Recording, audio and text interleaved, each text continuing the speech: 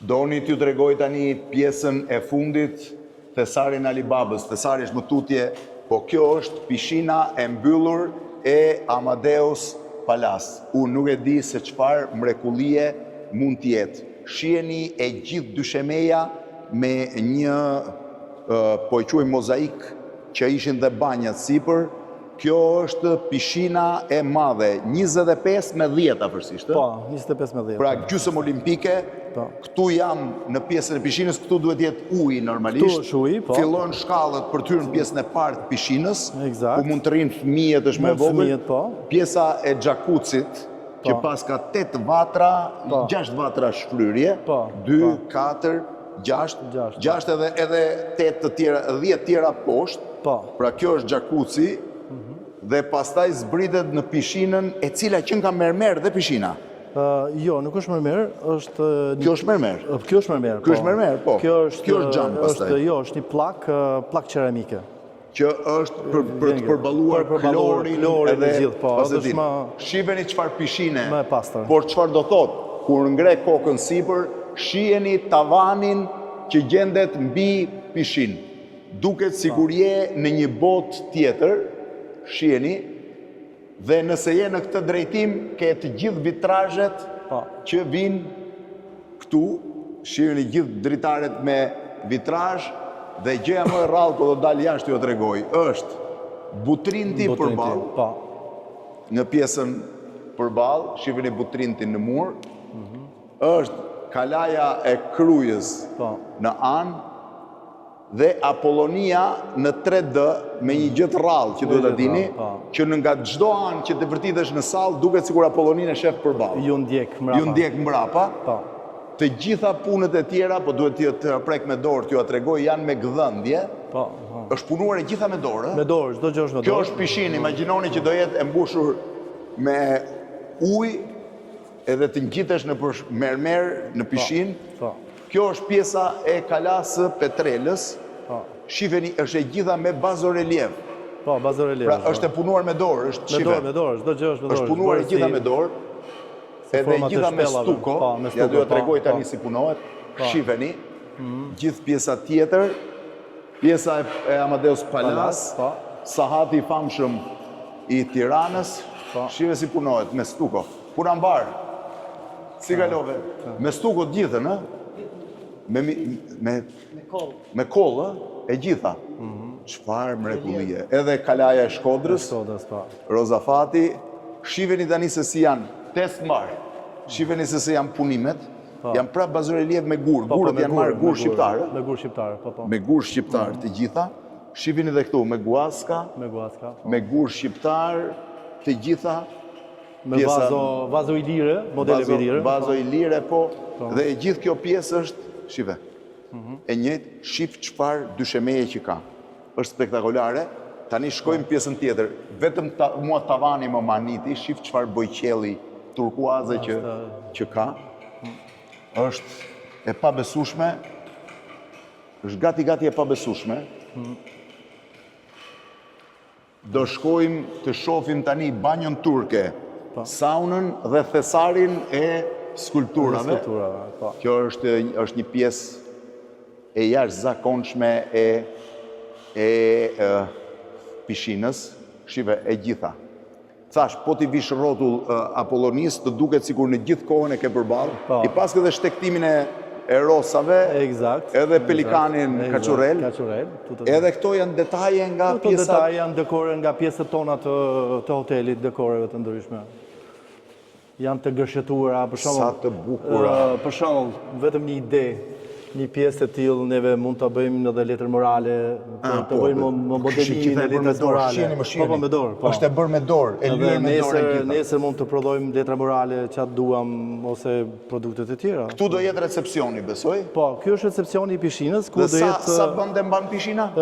Këtu do kenë tavolina, të cilët njerëzit mund të pini kafe, mund të pini...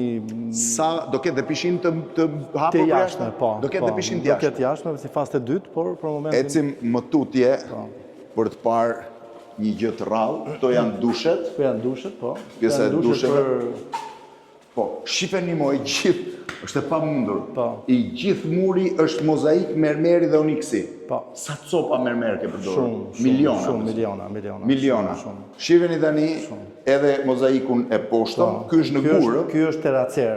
Terracer Ky është terracer. Paka shumë venecianët e Po përdorin. veneciana, fiks fare. Është veneciane sepse është i pavdekshëm e para. Ashtu, a? Po, dhe e dyta është jashtëzakonisht i mirë për këto vende të cilat kanë shumë pasazh. Kjo është pjesa e banjos me avull. Kjo stimit. Steam bath, ja.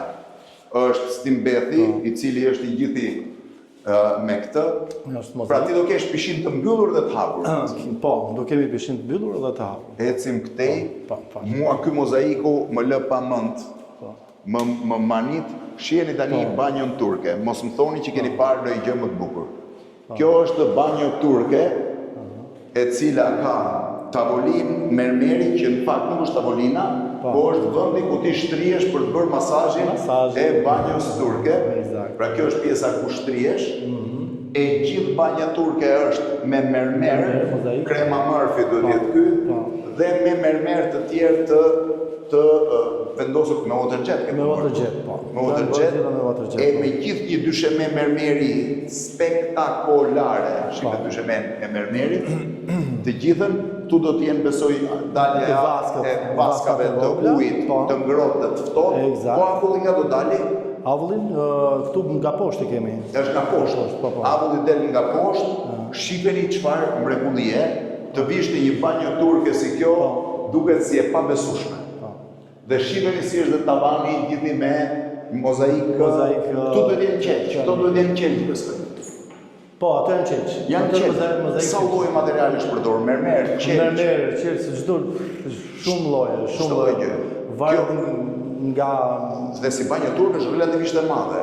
Është standardi për një hotel 5 yjesh, domethënë. Kjo është pjesa e sa do ketë dhe dhomat e masazhit? Po, kemi dhoma masazhi. Ku janë dhomat e masazhit? Janë këtu afër më njëherë, se janë në tjetër. Përfunduar akoma. Bosa i bukur është ky. Ku janë dhomat e masazhit? Dhomat e masazhit i kemi këtej. Edhe kjo është prapë, kjo është zonë. Ku shkon këtu? Po, zona shkon ke kantina. Kantina Verave? Kantina Verave. Hajde ma drejt. A do shkojmë? Do shkojmë patjetër. Si do shkojmë kantinën e Verave? Pas ka dhe dhomë me kantinë Verash.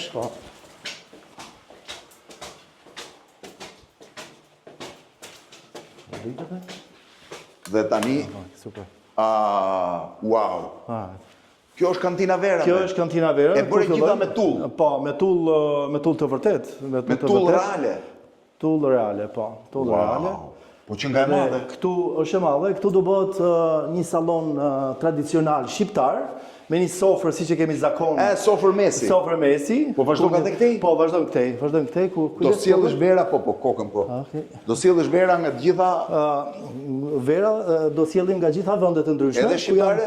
Po, dhe shqiptare, pa tjetër, është e para, Biles. Është e para shqiptare? Është e para për mua. Wow, është e para, po. Dhe këtu do t'jenë stivosura vera? Po, këtu janë temperatura do jetë kontrolluar përmes... Do kemi frigoriferet me temperaturë optimale të verave.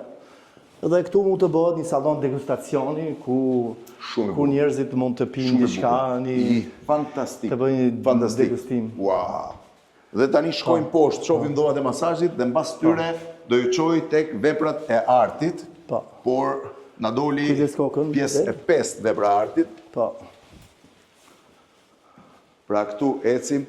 E gjitha kjo do jetë kantinë, por nuk është shumë e madhe për hotelin? Është pak e madhe, por në rastin kur neve do bëjmë një degustacion, nuk është e madhe. E përdorë dhe si restorant. Shumë interesante, dhe këtu jemi tek dhomat e masazhit. Masazhit, po. Sa personel mund të ketë hoteli? Hoteli do ketë 600 veta. 600 veta që do punojnë? Po, 600 veta. Për 70 dhoma? Për 72 dhoma do punojnë 600 veta. 600 veta për 72 dhoma? Dhomat e masazhit.